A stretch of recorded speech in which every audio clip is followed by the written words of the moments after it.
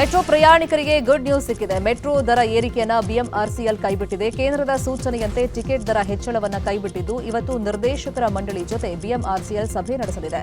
ಸಭೆ ಬಳಿಕ ದರ ಏರಿಕೆ ಬಗ್ಗೆ ನಿರ್ಧಾರ ಕೈಗೊಳ್ಳುವಂತ ಸಾಧ್ಯತೆ ಇದೆ. ಮೆಟ್ರೋ ದರ ಏರಿಕೆ ವಿಚಾರವಾಗಿ ಜಟಾಪಟಿ ನಡೀತಾ ಇದೆ. ಇವತ್ತು ಸಂಸದ ತೇಜಸ್ವಿ ಸೂರ್ಯ ಪ್ರತಿಭಟನೆ ಹಿನ್ನೆಲೆಯಲ್ಲಿ ಜಯನಗರ ಬಳಿಯ ಆರ್ವಿ ಮೆಟ್ರೋ ನಿಲ್ದಾಣಕ್ಕೆ ಭದ್ರತೆಯನ್ನ ನೀಡಲಾಗಿದೆ. ಪ್ರಯಾಣಿಕರಿಗೆ ತೊಂದರೆ ಆಗದಂತೆ ಮುಂಜಾಗ್ರತಾ ಕ್ರಮಗಳನ್ನು ಕೈಗೊಳ್ಳಲಾಗಿದೆ.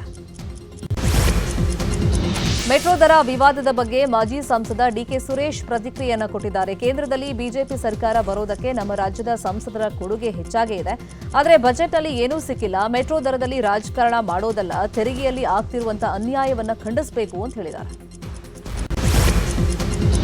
ದಾವಣಗೆರೆ ಜಿಲ್ಲೆಯ ಹರಿಹರ ತಾಲೂಕಿನ ರಾಜನಹಳ್ಳಿಯಲ್ಲಿ ನಡೆಯುತ್ತಿರುವಂತಹ ವಾಲ್ಮೀಕಿ ಜಾತ್ರೆ 2ನೇ ದಿನಕ್ಕೆ ಕಾಲಿಟ್ಟಿದೆ. ಜಾತ್ರೆಯಲ್ಲಿ ಇವತ್ತು ಸಿಎಂ, ಡಿಸಿಎಂ ಸೇರಿದಂತೆ ಹಲವು ನಾಯಕರು ಪಾಲ್ಗೊಳ್ತಾ ಇದ್ದಾರೆ. ಕೇಂದ್ರ ಸಚಿವ ಎಚ್ಡಿ ಕುಮಾರಸ್ವಾಮಿ, ಆರ್ ಅಶೋಕ್ ಕೂಡ ಪಾಲ್ಗೊಳ್ತಾರೆ.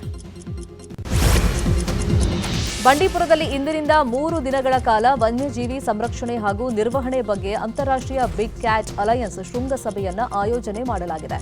ಕಾರ್ಯಕ್ರಮದಲ್ಲಿ 23 ದೇಶಗಳ ಪ್ರತಿನಿಧಿಗಳು, ಅರಣ್ಯಾಧಿಕಾರಿಗಳು ಹಾಗೂ ವನ್ಯಜೀವಿ ತಜ್ಞರು ಪಾಲ್ಗೊಳ್ಳುತ್ತಾರೆ.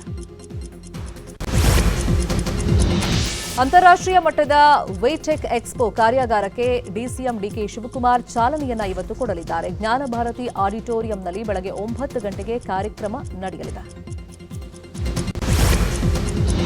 ಪಶ್ಚಿಮ ಪದವೀಧರರ ಕ್ಷೇತ್ರದ ಪರಿಷತ್ ಚುನಾವಣೆ ಅಖಾಡ ಜೋರಾಗಿದೆ. ಕಾಂಗ್ರೆಸ್ ಟಿಕೆಟ್ ಕೈತಪ್ಪಿದ್ದಕ್ಕೆ ಹಾವೇರಿಯ ಆರ್ಎಂ ಕುಬೇರಪ್ಪ ಬೇಸರವನ್ನು ವ್ಯಕ್ತಪಡಿಸಿದ್ದಾರೆ.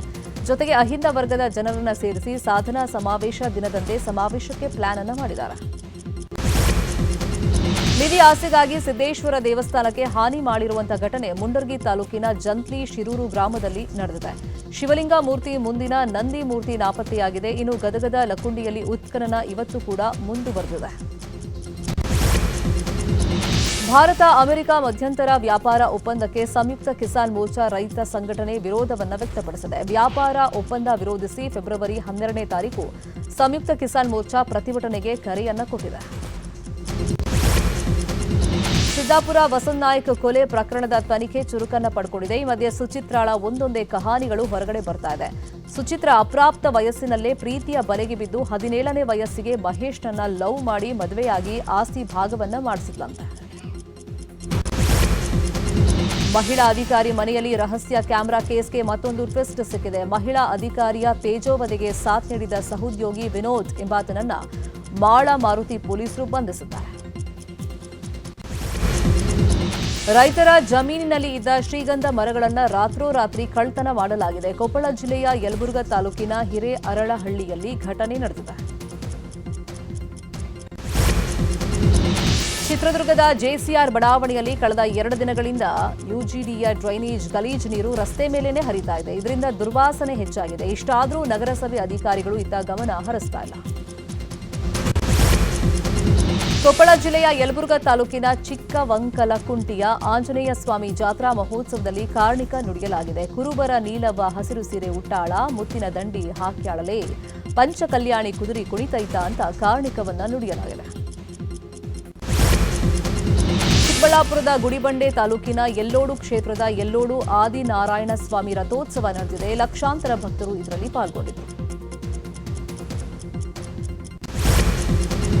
ಅಂತಾರಾಷ್ಟ್ರೀಯ ಗಾಳಿಪಟ ಉತ್ಸವದ ಅಂಗವಾಗಿ ಹುಬ್ಬಳ್ಳಿಯ ಕುಸುಗಲ್ ರಸ್ತೆಯಲ್ಲಿ ಸಾಂಸ್ಕೃತಿಕ ಕಾರ್ಯಕ್ರಮಗಳು ನಡೆದವು. ಖ್ಯಾತ ಗಾಯಕ ಸೋನು ನಿಗಮ್ ಅವರ ಹಾಡುಗಳಿಗೆ ಜನ ಫಿದಾ ಆಗಿದ್ರು. ಇದೇ ವೇಳೆ ಮಲ್ಲಗಂಬ ಸೇರಿದಂತೆ ವಿವಿಧ ದೇಶಿ ಕ್ರೀಡೆಗಳ ಪ್ರದರ್ಶನವೂ ನಡೆಯಿತು. 2024ರ ಟಿ20 ವಿಶ್ವಕಪ್ನ ರನ್ನರ್ ಅಪ್ ದಕ್ಷಿಣ ಆಫ್ರಿಕಾ ಇವತ್ತು ಕೆನಡಾ ವಿರುದ್ಧ ಕಣಕ್ಕಿಳಿಯುತ್ತೆ. ಇವತ್ತು ಮತ್ತೆರಡು ಪಂದ್ಯಗಳು ನಡೀತಾ ಇದೆ. ಇಟಲಿ ತಂಡ ಸ್ಕಾಟ್ಲೆಂಡ್ ವಿರುದ್ಧ ಕಣಕ್ಕಿಳಿಯುತ್ತೆ. ಜಿಂಬಾಬ್ವೆ ಹಾಗೂ ಒಮಾನ್ ಕೂಡ ಮುಖಾಮುಖಿಯಾಗುತ್ತೆ. ಟಿ20 ವಿಶ್ವಕಪ್ ಪಂದ್ಯವನ್ನು ಭಾರತ ವಿರುದ್ಧ ಬಹಿಷ್ಕಾರ ಮಾಡೋದಾಗಿ ಹೇಳಿದ ಪಿಸಿಬಿ ಈಗ ಯೂಟರ್ನ್ ಹೊಡೆದಿದೆ. ತನ್ನ ನಿರ್ಧಾರವನ್ನ ಮರು ಪರಿಶೀಲನೆ ಮಾಡೋದಕ್ಕಾಗಿ ಪಾಕಿಸ್ತಾನ ಕ್ರಿಕೆಟ್ ಮಂಡಳಿ ಐಸಿಸಿ ಮುಂದೆ 3 ಷರತ್ತುಗಳನ್ನು ವಿಧಿಸಿದೆ. ಕೂಲಿ ಸಿನಿಮಾದ ಮೋನಿಕಾ ಹಾಡಿನಲ್ಲಿ ಪೂಜಾ ಹೆಗಡೆ ಸಖತ್ತಾಗಿ ಕುಣಿದಿದ್ರು. ಇದೀಗ ಅದೇ ಹಾಡಿಗೆ ಪುಟಾಣಿ ಹುಡುಗನೊಬ್ಬ ಭರ್ಜರಿ ಡಾನ್ಸ್ ಮಾಡಿದ್ದಾನೆ. ಸ್ವತಃ ಪೂಜಾ ಹೆಗಡೆ ಜೊತೆಗೆ ಪುಟಾಣಿ ಬೋರ ಸ್ಟೆಪ್ಸ್ ಹಾಕಿದ್ದಾನೆ. ನಟ ನಿರ್ದೇಶಕ ರಿಷಬ್ ಶೆಟ್ಟಿಗೆ ಇವತ್ತು ಮದುವೆ ವಾರ್ಷಿಕೋತ್ಸವದ ಸಂಭ್ರಮ. ಸೋಷಿಯಲ್ ಮೀಡಿಯಾದಲ್ಲಿ ಅಭಿಮಾನಿಗಳು, ಆಪ್ತರು, ಚಿತ್ರೋದ್ಯಮದ ಮಂದಿ ರಿಷಬ್ಗೆ ಶುಭಾಶಯ ತಿಳಿಸಿದ್ದಾರೆ. ಪ್ರಭಾಸ್ ನಟನೆಯ ರಾಜಾ ಸಾಬ್ ಥಿಯೇಟರ್ನಲ್ಲಿ ಅಟ್ಟರ್ ಫ್ಲಾಪ್ ಆಗಿತ್ತು. 400 ಕೋಟಿ ಬಜೆಟ್ನ ಈ ಸಿನಿಮಾ 200 ಕೋಟಿ ಕೂಡ ಗಳಿಸಿರಲಿಲ್ಲ. ಇದೀಗ ಜಿಯೋ ಹಾಟ್ಸ್ಟಾರ್ನಲ್ಲಿ ಟ್ರೆಂಡಿಂಗ್ನಲ್ಲಿದೆ.